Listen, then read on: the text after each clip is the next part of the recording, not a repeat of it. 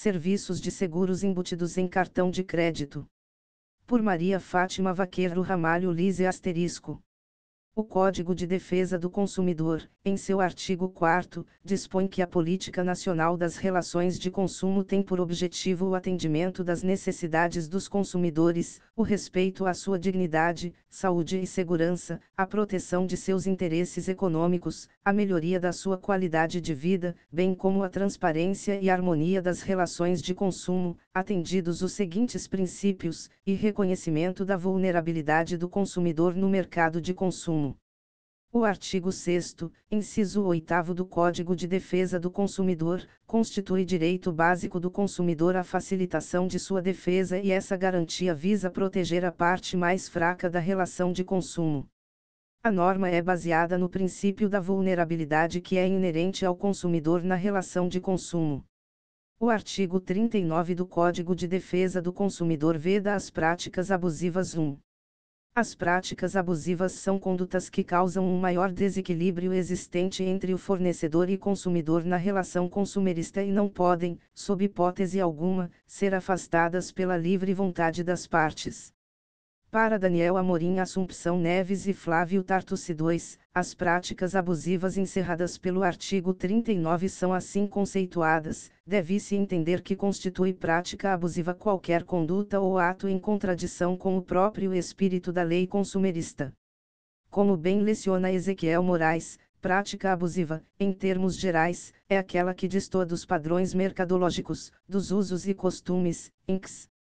Segunda e quarta, segunda parte, do art. 39 e art. 113 do CC/2002, e da razoável e boa conduta perante o consumidor. Lembre-se de que, para a esfera consumerista, servem como parâmetros os conceitos que constam do art. 187 do CC/2002, o fim social e econômico, a boa-fé objetiva e os bons costumes, em diálogo das fontes. Há claro intuito de proibição, pelo que enuncia o caput do preceito do CDC, a saber, é vedado ao fornecedor de produtos ou serviços, dentre outras práticas abusivas. Na esteira do tópico anterior, a primeira consequência a ser retirada da vedação é a responsabilidade objetiva do fornecedor de produtos ou prestador de serviços. Além disso, deve-se compreender o art. 39 do CDC como em um diálogo de complementaridade em relação ao art. 51 da mesma norma.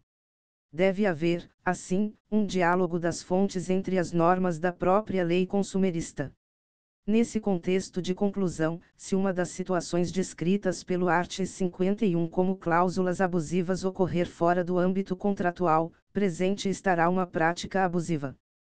Por outra via, se uma das hipóteses descritas pelo art. 39 do CDC constituir o conteúdo de um contrato, presente uma cláusula abusiva.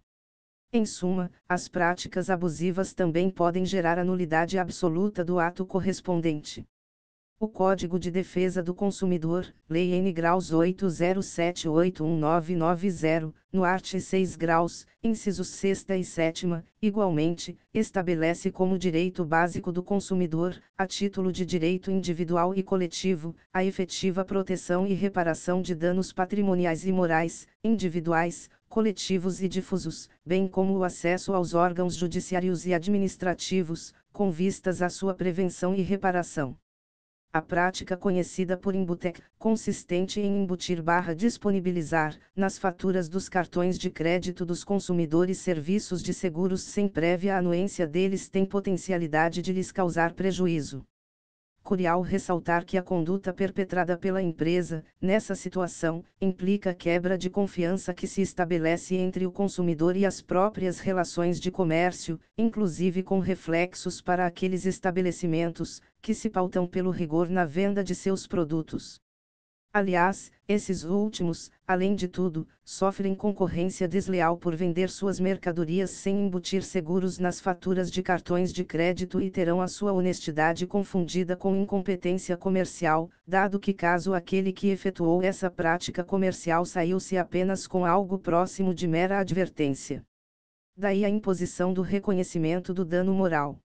O dever em indenizar o dano moral coletivo configura-se com as condutas ilícitas praticadas pelo fornecedor, em desrespeito aos princípios da informação e boa-fé, bem como dispositivos legais que norteiam as relações de consumo, expondo a risco a saúde e integridade do consumidor, difusamente considerado.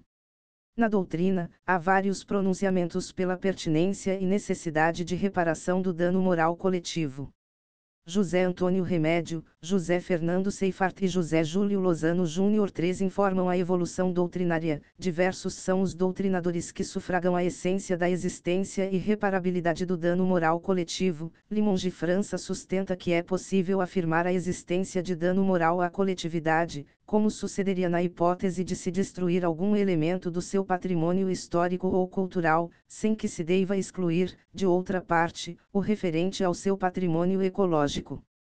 Carlos Augusto de Assis também corrobora a posição de que é possível a existência de dano moral em relação à tutela de interesses difusos, indicando hipótese em que se poderia cogitar de pessoa jurídica pleiteando indenização por dano moral, como no caso de ser atingida toda uma categoria profissional, coletivamente falando, sem que fosse possível individualizar os lesados, caso em que seria conferida legitimidade ativa para a entidade representativa de classe pleitear indenização por dano moral.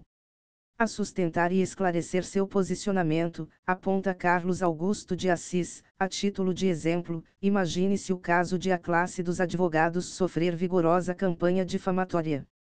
Independente dos danos patrimoniais que podem se verificar, e que também seriam de difícil individualização, é quase certo que os advogados, de uma maneira geral, experimentariam penosa sensação de desgosto, por ver a profissão a que se dedicam desprestigiada. Seria de admitir que a entidade de classe, no caso, a Ordem dos Advogados do Brasil, pedisse indenização pelo dano moral sofrido pelos advogados considerados como um todo, a fim de evitar que este fique sem qualquer reparação em face da indeterminação das pessoas lesadas.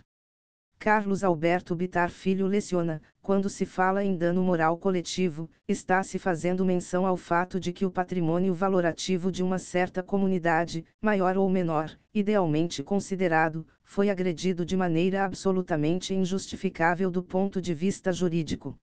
Assim, tanto o dano moral coletivo indivisível, gerado por ofensa aos interesses difusos e coletivos de uma comunidade, como o divisível, gerado por ofensa aos interesses individuais homogêneos, ensejam reparação.